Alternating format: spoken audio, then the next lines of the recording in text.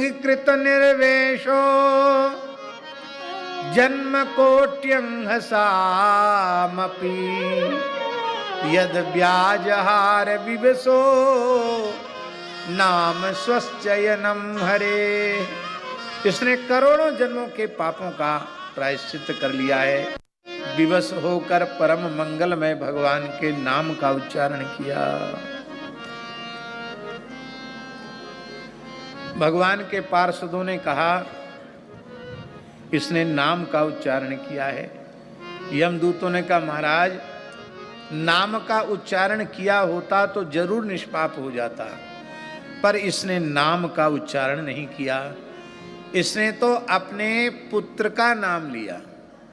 भगवत पार्षद हंसने लग गए। उन्होंने कहा रे मूर्खो, नारायण शब्द का अर्थ क्या अजामिल पुत्र में घटित हो सकता है? नारायण शब्द का अर्थ क्या है? नार माने होता नारो जीव समूह, जीव समूह का नाम है नार। और उस नारो जीव समूह तेषाम अयनम, उन जीवों का जो अयन माने आश्रय दाता हो उसे नारायण कहते हैं। माने जीव जगत का जो परमाश्रय प्रदाता है वो नारायण है। ये अपने बाप को तो मरने से बचा नहीं पा रहा है, ये नारायण कैसे हो, ये सारे जीव जगत का आश्रयदाता कैसे हो सकता है? और नारायण भगवान का नाम नारायण कब से है? और अजामिल पुत्र का नाम नारायण कब से? तो 5 साल का है, तो 5 वर्ष के पहले नारायण नाम ही नहीं था क्या? नारायण नहीं थे क्या? अथवा अजामिल पुत्र का शरीर जब नष्ट हो जाएगा तो इसके साथ ही नारायण नाम विलुप्त हो जाएगा क्या? नारायण नाम का अर्थ भी नारायण में ही घटित है, और नारायण नाम नारायण का ही हो सकता, अजामिल पुत्र का नाम नारायण नहीं हो सकता।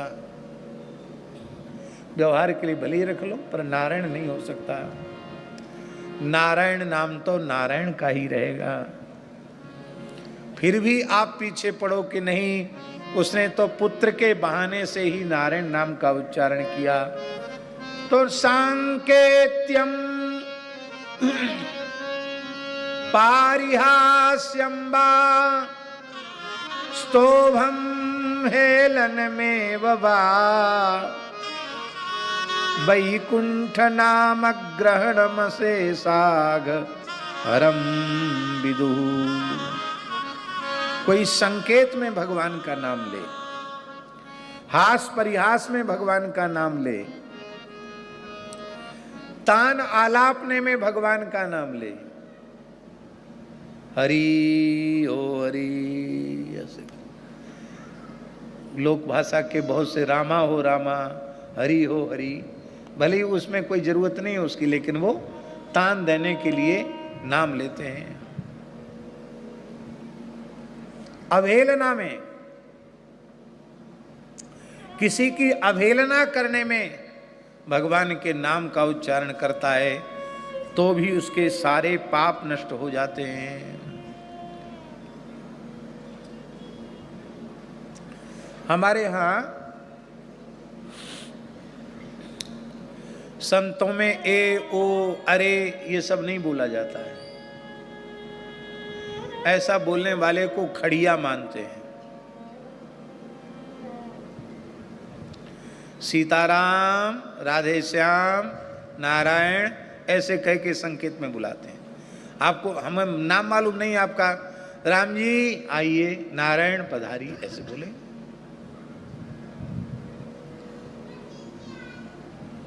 हास परिहास में भी भगवान का नाम।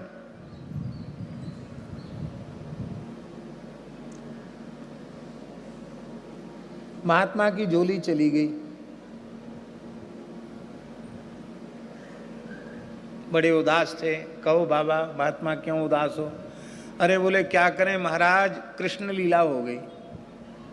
क्या हो गई? चोरी हो गई। तो चोरी हो गई ये नहीं बोले, क्या बोले? कृष्ण लीला हो गई। महात्मा समझ गए चोरी हो गई। तो कृष्ण लीला में कुछ गया कि नहीं गया? अरे बोले कुछ मत पूछो महाराज, सब गोपी चंदन चला गया।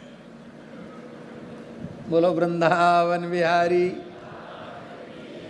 झोली में कुछ भेड़ दक्षिणा होती उसको टकसाली साधु गोपी चंदन बोलते हैं। ये सभा में बोलने वाली बात नहीं, पर मुंह से निकल गई। संतों के कुछ कोड वर्ड होते हैं। गोपी चंदन, अब गोपी चंदन भी नहीं है। कोई बात नहीं, गोपी चंदन तो महाराज मिल जाएगा, सब हो जाएगा।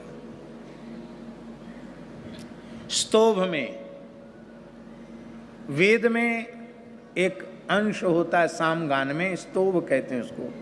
हा हुआ ये सब बोले जाते हैं। हाउ हाउ ये बोला जाता है, तो उसका गायन में उसका उपयोग है।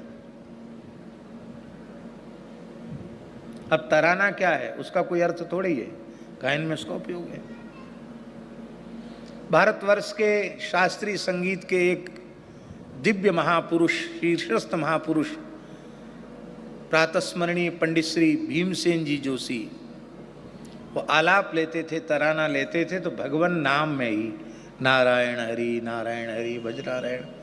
पूज्य श्री डी.आर. स्वामी श्री पार्वती कर जी महाराज, वीणा बाबा गुरु जी, वो पूरी वीणा की गत भज नारायण, श्री नारायण, जय नारायण, जय जय नारायण, इसी पर उन्होंने सारी गतें, कम से कम 90,000 से ऊपर गतें उन्होंने तैयार की थी, केवल भगवान नाम पर। संतों के उपाय होते हैं। महाराज जी 4 चोर थे, वो भेष तो बना रखा था, तो उन्होंने भक्तों का वो करते थे चोरी, अपने को छिपाने के लिए तिलक कलक लगा रखे थे, वो जंगल में रहते थे। तो कोई मालदार आदमी उधर से निकलता, तो उसमें से एक चोर बोलता, नारायण।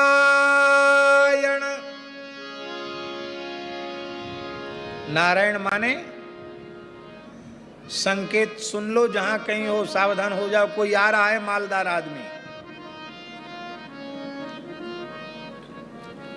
तो फिर दूसरा आदमी उसके पास चला जाता, उसको पकड़ लेता, देख लेता। तो पहले लोग पेट में कलदार, सोने के सिक्का, चांदी के कलदार सब बांध के चलते थे पेट में। तो वो दूसरा कहता दामोदर। दामोदर माने इसके कमर में पैसा है। तो तीसरा कहता था आगे चलने पर वासुदेव। वासुदेव भगवान का नाम है, पर वासुदेव का अर्थ उन्होंने लिखा बांसदेव। अब मारो लाठी, भागने मत दो इसको। फिर चौथा आता था, अरे अरे छोड़ो छोड़ो छोड़ो छोड़ो, माल पानी तो मिली, भगाओ इसको, क्यों मारते क्यों, छोड़ो। वो चौथा कहता था हरि हर। वो चारों चोर पानी बरस रहा था, एक महुआ के पेड़ के नीचे खड़े थे और रिहर्सल कर रहे थे, पूर्वाभ्यास।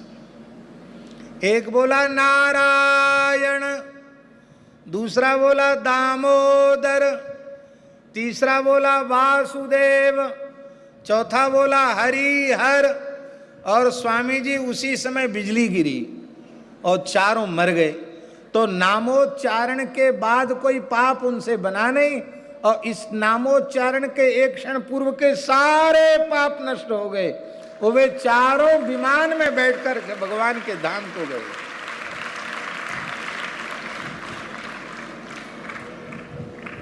सांकेत्यम पारिहास्यम वास्तोभम हेलनमेव वा वैकुंठ नामक ग्रहणम अशेषाघरम विदुः। महात्मा लोग पहले हास परिहास में भी भगवान की लीला का स्मरण करते हैं। मिथिला की घटनाएं महाराज जी, मिथिला में एक गौड़ीय संप्रदाय का स्थान है बेनीपट्टी। बेनीपट्टी वाले महाराज जी भगवत प्राप्त संत थे, बड़े उच्च कोट के रसिक थे। और बिहार कुंड वाले महाराज जी, जनकपुर बिहार कुंड वाले महाराज जी, वो भी परम रसिक थे। दोनों का घनिष्ठ प्रेम, एक रामानंद संप्रदाय के, एक गौड़ीय संप्रदाय के। बेनीपट्टी में बहुत अच्छी साधु सेवा होती थी, हम भी वहाँ प्रसाद पाके आए। अभी भी साधु सेवा होती, कोई साधु चला जाए। तो बिहार कुंड वाले महाराज जी जनकपुर से बेनीपट्टी आए और बेनीपट्टी वाले महाराज जी सवेरे सवेरे प्रभाती कर रहे थे। देखा महाराज जी आ रहे हैं, तुरंत उन्होंने कुल्ला वगैरह किया। तो अब दोनों मित्र मिले तो बिहार कुंड वाले महाराज जी ने कहा, क्या मिथिला में जन्म लेकर चोर का भजन करने वाले हो गए? चोर माने कृष्ण, चोर की भक्ति करते हो। तो उन्होंने कहा कि हम मिथिला में जन्म लेकर चोर की भक्ति करते हैं, तो आप कोई हमसे कमजोर हैं? आप मिथिला में जन्म लेकर डकैत की भक्ति करते हैं, हम चोर के भक्त तो आप डकैत के भक्त। बोले आपने हमारे राम जी को डकैत कैसे कहा? बोले आपने हमारे कृष्ण को चोर कैसे कहा? बोले तो दुनिया में प्रसिद्ध है, ब्रजे प्रसिद्धम नवनीत चौरम गोपांगना नाम चदकूल चौरम अनेक जन्मार्जित पाप चौरम चौराग्रगण्यम पुरुषम भजामी अथवा नमामि।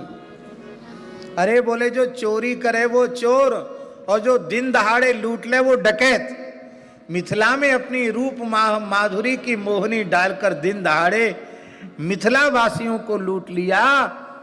हमारे राम जी तो डकैत हैं, आपके राम जी तो वो रात में चोरी नहीं करते, तो दिन दहाड़े अपने रूप के जादू को बिखेर करके लूट लेते हैं।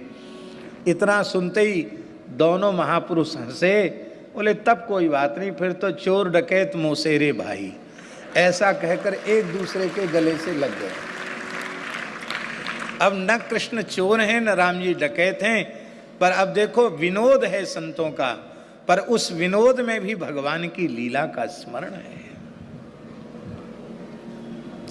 पुराने संतों की तो भाषा ही ऐसी होती थी, हर बात में राम इच्छा से, राम कृपा से, राम जी की दया से। एक महात्मा थे वृंदावन में, श्री सुदामा कुटी में रहते थे, श्री मणिराम छावनी के शिष्य थे, बहुत अच्छे संत थे। उनका नाम था श्री गंगादास जी। छत्ता वाले गंगादास जी अलग, ये दूसरे गंगादास जी सुदामा कुटी में रसोई बनाते थे। हमने उनका दर्शन किया है। सालों भर रहते यहाँ, रामनवमी के समय चले जाते अयोध्या जी। उसमें गंगा जमुना ट्रेन चलती थी, मथुरा से मिल जाती थी गंगा जमुना, अयोध्या तक जाती थी। बैठ गए महात्मा, टिकट नहीं लिया, राम जी की गाड़ी टिकट क्यों ले, बिना टिकट चढ़ गए। कासगंज के आसपास मजिस्ट्रेट चेकिंग हो गई, बाबा पकड़े गए। है बाबा होकर चोरी करते हो, कहाँ से आए हो, तुम्हारी रिपोर्ट लिखाई जाएगी, जेल जाना पड़ेगा।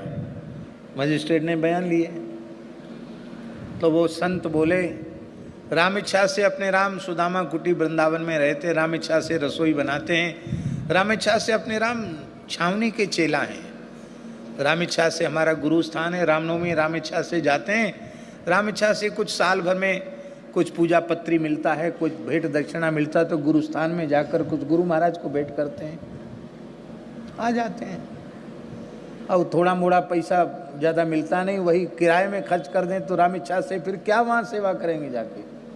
तो राम इच्छा से ट्रेन तैयार थी, राम इच्छा से हम बैठ गए, राम इच्छा से आपने पकड़ लिया, राम इच्छा से आप गाली मत दीजिए, राम इच्छा से आपको जो करना हो सो कर दीजिए। इतना सुनते ही मजिस्ट्रेट बोला, राम इच्छा से ही आपने सब काम किया, अपनी इच्छा से तो कुछ किया नहीं, तो राम इच्छा से ट्रेन खड़ी है, आप बैठिए जाइए।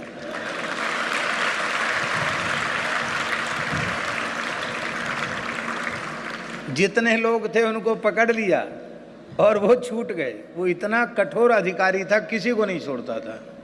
और राम इच्छा राम इच्छा राम इच्छा 10-20 बार सुनते ही वो प्रसन्न हो गया। बोले बाबा आप सीधे साधे हो।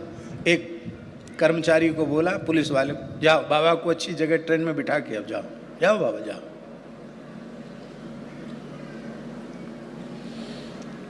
भगवान नाम का अभ्यास। भागवत के 12वें स्कंद में लिखा है पतितस खलितस चारतः